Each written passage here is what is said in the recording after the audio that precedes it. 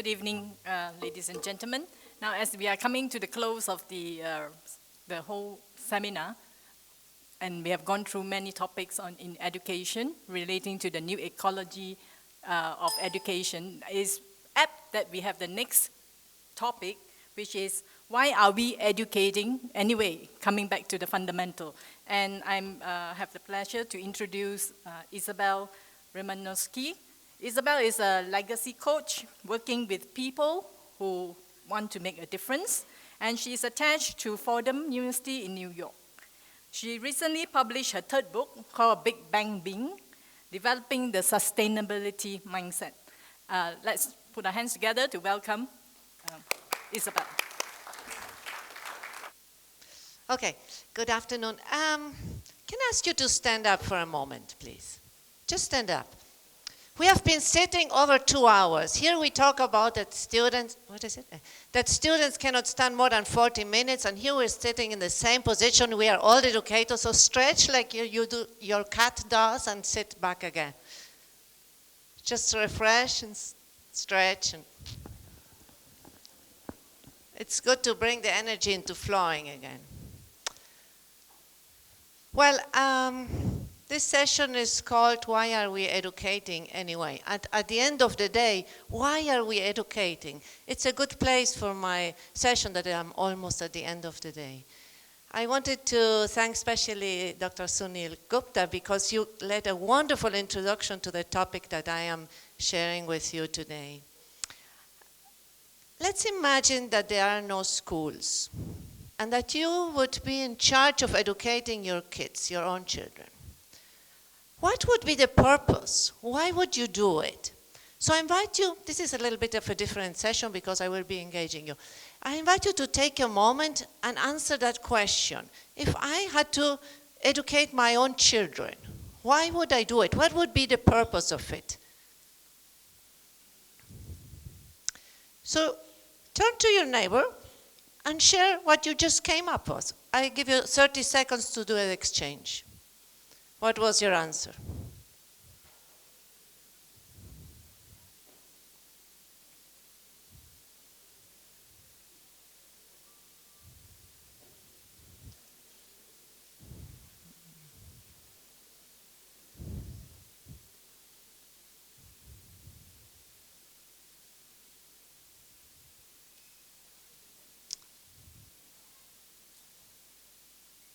Okay. Some talk about, some answers are live a happy life, a healthy life, be able to work and love, be able to succeed, make a living. Maybe your answers were some of there. Be successful, be a good citizen, make a difference, leave this place better than we found it. But take a second look at some of these answers. There are several that I'm not so sure that our education is taking into account. Is this the purpose that is manifest in the way we are educating these days? And I think that is the part where I connected very much with what Mr. Gupta was talking about. So let me share a story with you. A few years ago, it was 2003, I was working as a coach, an executive coach, and one day I was attending a professional development workshop. And then there was this exercise where they say, okay, well, you will have half an hour and you will do a speech. You will write a speech. We all in the group had to write a speech. And it is called the Amazing Achievement Award. 7 years from now, that was the year 2010, you will receive a prize for an amazing achievement you did. So you have to write the acceptance speech. And you have to say why, what is it that you did to deserve the award? What were some obstacles, maybe? Who are the people who helped you? And I said, oh, I like these games. So I said, oh, it's cool. So I said, okay, I will get a prize. That's really nice. So why would I get a prize? Why would someone give me a prize? So I said, oh, let me start again. What is it that I am doing today that would deserve an award? So Well, I'm a coach, yes, but not for an award. I do a little strategy work in the consulting firm, but that's not really for a prize. I do some writing, but not for an award either. What else do I do?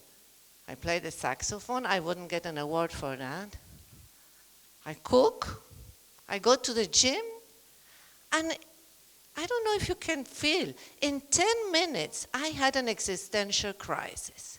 I was living a very happy life. I liked everything that I was doing. But suddenly, I realized that nothing of what I was doing was meaningful for others so that it would deserve an award. And that was a crisis. In the meantime, I look around and everybody was writing. So the social pressure was even worse for me. So now I have an existential crisis. I have 20 minutes to come up with a speech and everybody around me is writing and I have to show what I did.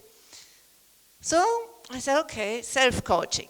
Take a deep breath, center and start to think, what are the things that you're good at that may not deserve an award today, but maybe in the future? And that's when I decided that I like to do coaching, and I'm good at one-on-one. I said, maybe what I could become is a coach that helps people who make big decisions so that their decisions have a positive impact on the environment or on the society.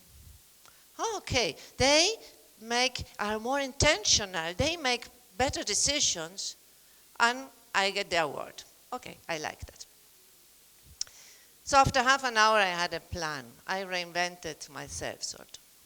I called it a legacy coach, thanks to my husband. I said, how would I call this? He said, it's a legacy coach. Okay, good. So I became a legacy coach. And I always have to explain what it is because people don't know what it is. It doesn't exist. I mean, I exist. So I work with people who want to make a difference. And the first thing that I did is, let me go back to school. So I started a doctoral program, and I wanted to research business leaders that were making a difference, that were championing initiatives with an impact on the community or on the environment, because I wanted to understand why they were doing it. There were not so many, and this is not business as usual. So I wanted to know, what did they know? What information did they have? What motivated them to go against even the executive team, against their other leaders, pushing and championing initiatives that made a difference in the community or on the environment? Because I thought, if we can understand what they knew and how they thought, maybe we could be intentional in developing the next generation of leaders. So that's what I did. So I interviewed 16 leaders, business leaders. And this brings me back to this topic of the conference today. Because when I thought ecology is the study of the house, the study of the house is the study of where we are living, with whom we are living. And the house is also ourselves. And that's very much connected with my findings in the study, because what I discovered, what I found in this study, is that these leaders heard at some point, were confronted with information that was deeply overwhelming, but then also they had an emotional connection with the information. It was not just something in their brain, not something cognitive, intellectual. It was the emotional impact.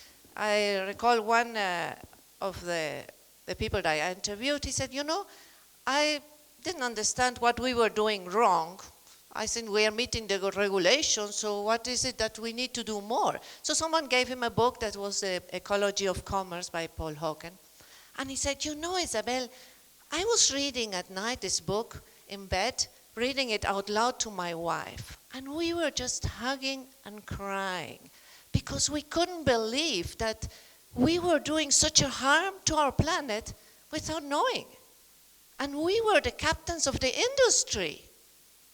He's the founder of now a multinational company, and that really revolutionized the way his industry is working after this. So it was a very emotional experience that made the shift. It was not knowing data, it was the impact of that information.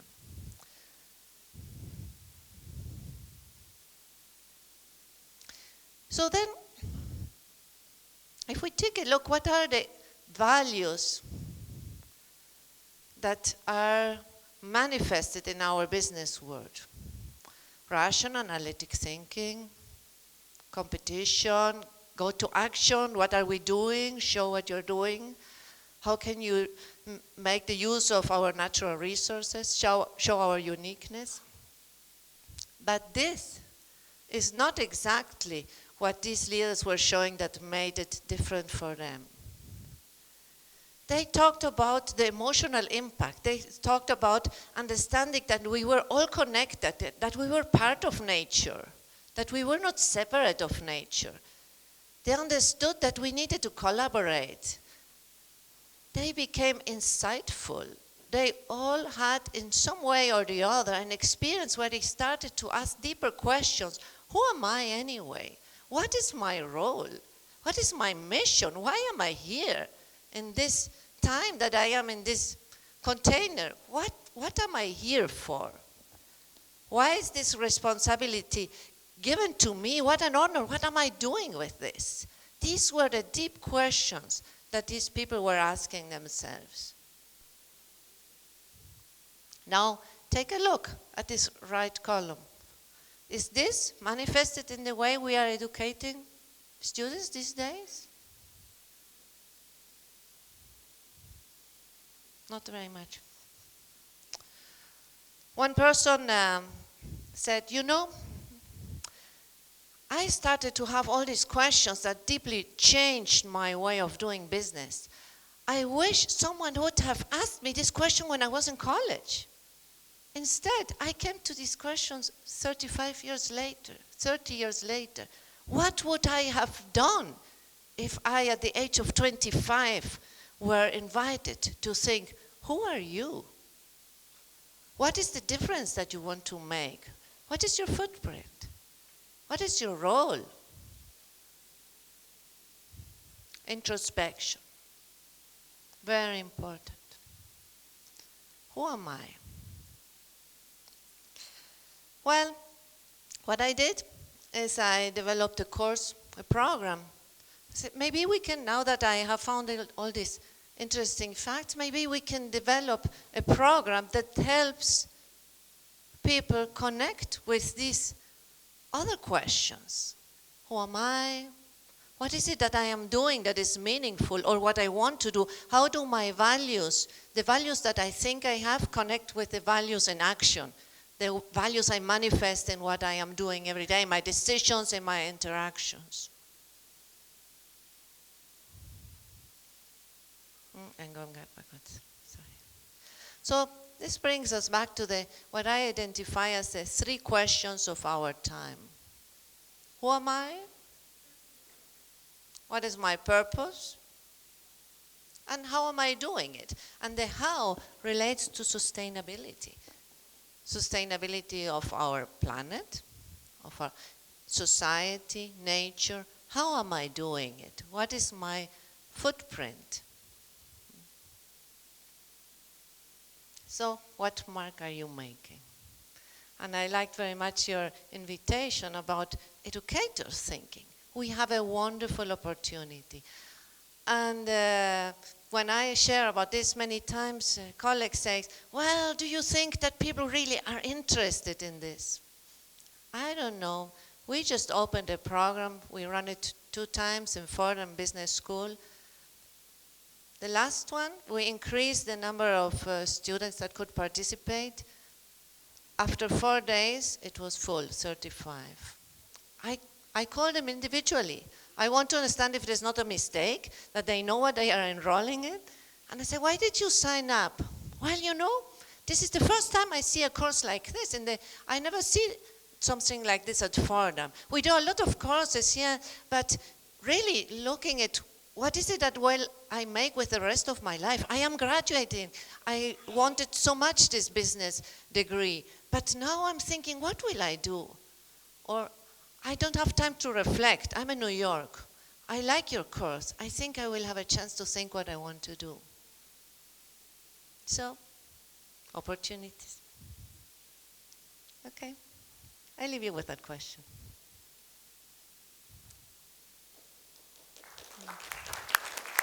We invite questions from the floor.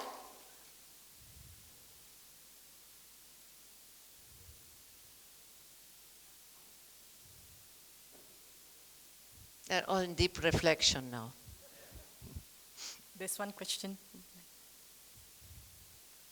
As I see it, our students are looking for a product called education. And that product can be the hard skills and technical skills or management or finance and others.